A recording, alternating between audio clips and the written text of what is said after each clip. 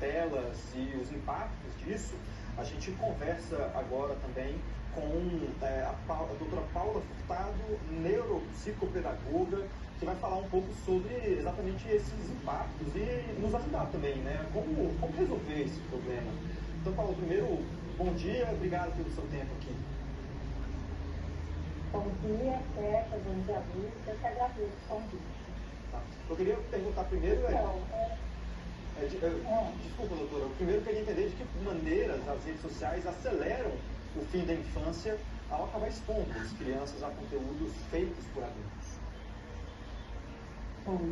Essa pesquisa terminou revelando números, né, e confirmando aquilo que a gente já tem visto no consultório e nas escolas, que são crianças emocionalmente sobrecarregadas, inquietas, com falta de foco, né? Eles não conseguem sustentar a atenção, porque eles são postos a conteúdos muito rápidos. O estímulo da internet, né, da rede social, é muito rápido, com excesso de estímulos, né? Então, o cérebro da criança não está preparado para isso. O desenvolvimento infantil, ele tem que ter tempo, ele tem que ter treino de atenção. E esse excesso de estímulo, excesso de exposição, comparação, tudo isso faz com que a criança não amadureça da maneira correta. E quando essa pesquisa revela que metade das crianças, né, dos adolescentes, estão ansiosos, inquietos, com falta de foco, com excesso de estímulos, então é hora de a gente parar e repensar na maneira que a gente está tratando a infância, né? Estamos, na verdade, criando mini adultos. As crianças adultizadas, então, isso é das coisas que mais falaram na pesquisa, e que é muito complicado. Eu vejo aqui, no consultório, crianças muito preocupadas com a aparência, com o número de likes que recebe, então elas não estão preocupadas em brincar. Porque a criança aprende brincando, ela aprende se socializando. E no mundo virtual não tem isso. Ela não se frustra, ela não aprende a esperar, ela não aprende a sustentar a atenção, então tudo isso é muito complicado.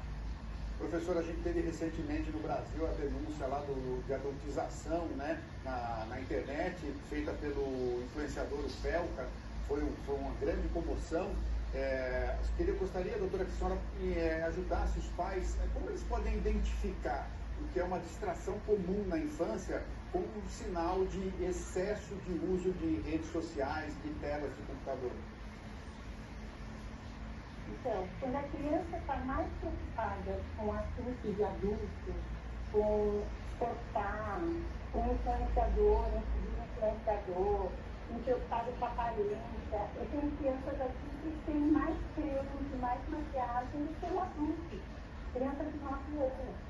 Então, os sinais são dados, né? A criança começa a falar como um adulto, ela começa a se preocupar com coisas que não são do mundo dela, ela fica irritadista quando tira o celular, ela tem crise de choro, então ela fica o tempo inteiro só querendo uma tela, então tem episódios assim de birra frequentes, porque ele já está viciado naquele mundo, porque é um mundo muito colorido, muito rápido, e que prende a atenção da criança, né?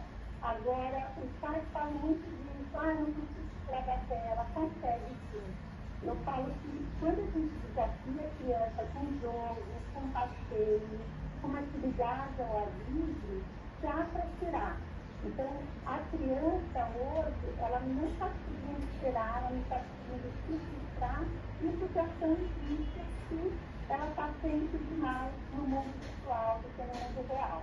Então, a criança aprende brincando e se socializando, ela aprende no contato com o outro. Esses são os sinais que tempo demais na tela está errado. Não é que não pode ter nada de tempo, mas ele tem que ser monitorado e consistente. A criança na primeira infância, quando fala até os 7 anos, devia ter quase nada de celular mesmo. Eu vejo os pais muito orgulhosos, meu pai meu filho sabe entrar, ele sabe pesquisar, ele desliga o celular, mas não é o que está certo. bacana, porque termina atrasando a fala, atrapalhando a concentração, deixando a criança irritada, sem concentração. Então, esses são os sinais, quando eles seguem demais o celular. E muitas vezes, os pais utilizam o celular como a babá, né? Porque enquanto a criança está no celular, ela se quer, ela está naquele vizinho dela, ela não está incomodando, não está atrapalhando.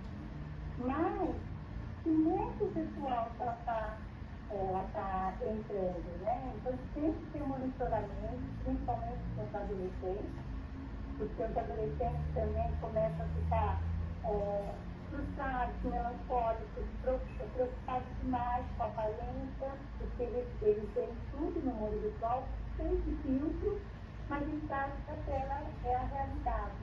Então, eles começam a não gostar da própria autoimagem, a querer coisas que já dos adultos. Então, são sinais assim, que dá para perceber a mudança de comportamento da criança. E Paula, você tocou em vários assuntos muito importantes nessa sua última resposta.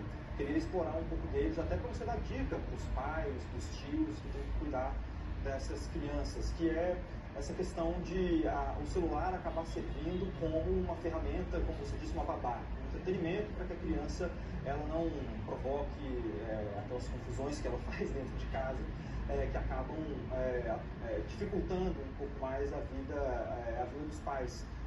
Queria entender, você falou até 7 anos, né, essas primeiras infâncias. Quanto tempo de tela que é o máximo recomendado pela senhora, pela literatura médica, e depois desse tempo, qual que é o limite máximo que é recomendado para essas crianças, até para dar, talvez, algum desafogo para os pais, mas também sem comprometer a saúde da criança? Tudo essa questão do limite, que é ser bem claro mesmo, porque temos uma meia linha junto com os pais, uma atividade direcionada, tem muitos aplicativos muito bacanas, tem vídeos online, então tem atividades que podem ser aproveitadas, não é para descartar totalmente o mundo virtual, mas ele tem que ser aproveitado com coerência. Então o pai tem que estar junto, ele tem que acompanhar, ele tem que mostrar o que ele pode, o que ele não pode nesse mundo virtual. Então é pouco tempo e quanto você quiser. Né? E rede social também, em alguns países até já estão proibidos, né? A partir de uma idade bem mais avançada, 16, 18 anos, em alguns lugares, mas também com supervisão, porque o mundo virtual se tornou muito perigoso. Eu vi isso muito claro aqui nos consultórios, de algumas armadilhas, que algumas já caíram. Então, o tempo de tela tem que ser uma coisa combinada com a criança. Então, assim, 1 hora, 2 horas por dia, no máximo, porque eles fazem pesquisa também, em alguns casos, na internet. Então, tudo é supervisão. E uma coisa muito importante é tirar a tela 1h30 antes de dormir. Porque a criança precisa daquele tempo para dar uma acalmada, né, nos estímulos cerebrais, para ela poder ter uma boa noite de sono. Então, isso é muito importante também, como dica para os pais. Doutora Paula, a pesquisa tem um outro dado interessante, né? Eu gostaria que a senhora comentasse aqui rapidamente depois para a gente encerrar. Olha só, a pesquisa perguntou de quem deve ser a tarefa de garantir a segurança das crianças na internet, né? E 82% dos pais e mães responderam que o dever é deles mesmos, dos pais e das mães. 76% responderam que são as plataformas, 61% responderam que é o governo, e 37% responderam que são os influenciadores, que deveriam ter esse cuidado, e 32% responderam que são as escolas. Na opinião da senhora, quem deve ter a maior responsabilidade por esse papel? São todos ou a senhora acha que são os pais e as mães mesmo? Olha, eu acho que a sociedade como um todo devia se preocupar, mas no final, quem está ali no dia a dia são os pais. Então, eu ainda passo muito essa responsabilidade para os pais, para supervisionar que eles estão tendo. É uma liberdade viciada, eles falam assim, mas eu tenho que entrar privacidade, mas sem saber, a gente não quer saber em que mundo, em que lugar que ele está no mundo real, tem que ser a mesma coisa no mundo virtual. Porque a criança pode estar exposta a perigo, ou ela pode estar também em alguns ambientes que estão detonando a autoimagem dela, a segurança.